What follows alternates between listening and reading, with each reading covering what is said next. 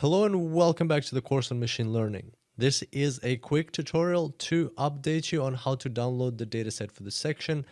If you've seen this tutorial before, then feel free to skip it. However, if you're jumping into this course, into this section directly, just because you perhaps needed to learn this specific machine learning algorithm, then make sure to go back and first complete the data pre-processing section, because you will need that throughout this section as well. And you'll also need the machine learning template folder, which we're going to use just now. So in order to get the dataset for this section, you need to go to www.superdatascience.com/machine learning.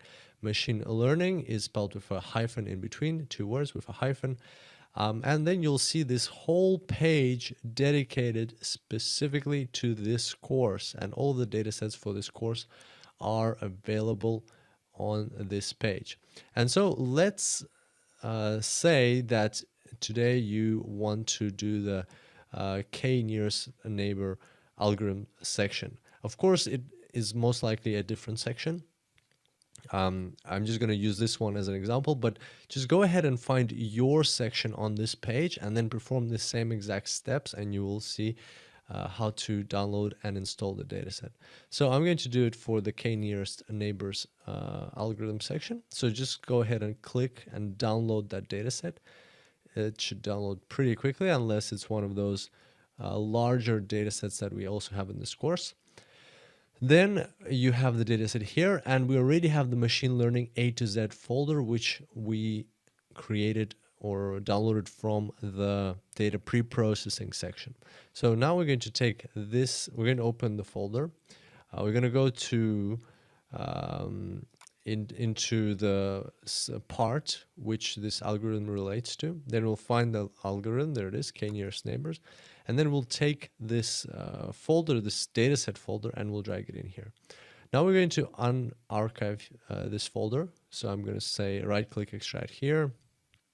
If you get this Mac OS folder, sometimes it appears, then you don't really need it. Everything is in the normal folder, so you can get rid of the Mac OS folder, and you can get rid of the zip folder now.